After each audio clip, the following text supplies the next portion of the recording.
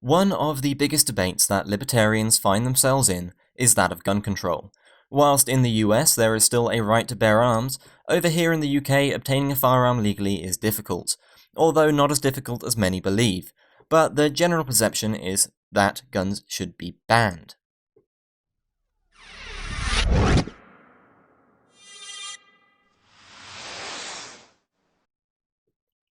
The libertarian position, of course, is the exact opposite, that people should be free to own any property they can afford, and certainly that they should be able to defend themselves adequately if they were to be threatened. The argument for gun control usually hinges on a simple train of thought. If guns are banned, you cannot just walk into a shop and buy them. Because of that, there will be fewer guns and fewer people with them, and in turn, it will be harder for people to use them to kill each other. The problem with this has been often pointed out. Criminals with the intent to kill others outside of self-defense are not going to care about a law preventing sale.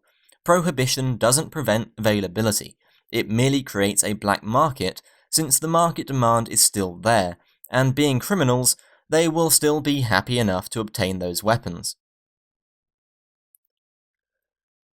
On the other hand, the potential victims, those who are not criminal in intent, will be much less likely to pursue a weapon through the black market, leaving themselves unarmed, and in turn, should they be faced with someone who has a gun, they have little to no chance of defending themselves successfully.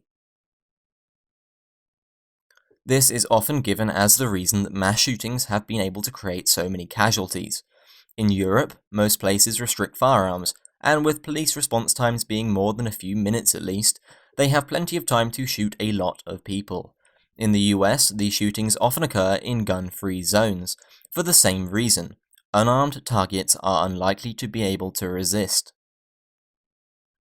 A comparison often made by advocates of gun control is that of gun deaths in the UK compared to the the US having a much higher rate per capita.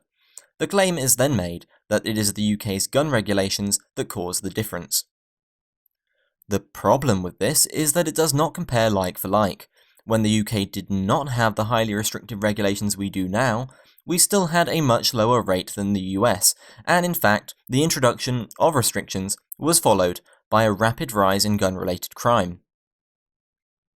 It also ignores other factors, suicides being one.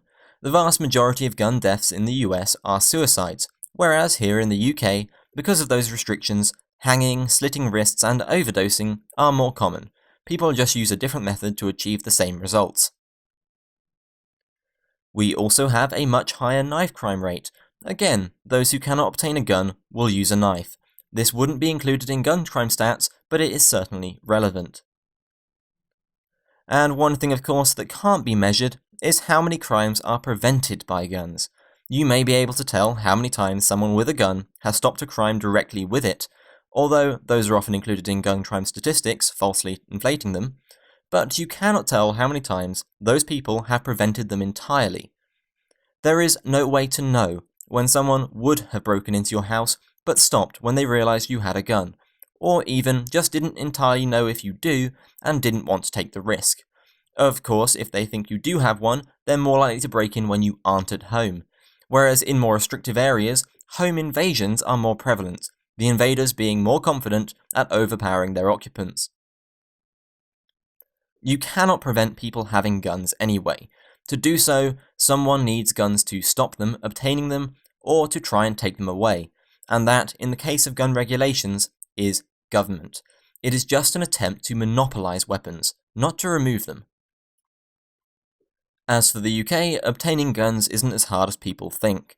Membership of a gun club will make it fairly simple to do, and although handguns are outright banned, semi-automatic rifles are accessible. It's not gun restrictions that are protecting you from violence, and it never will be.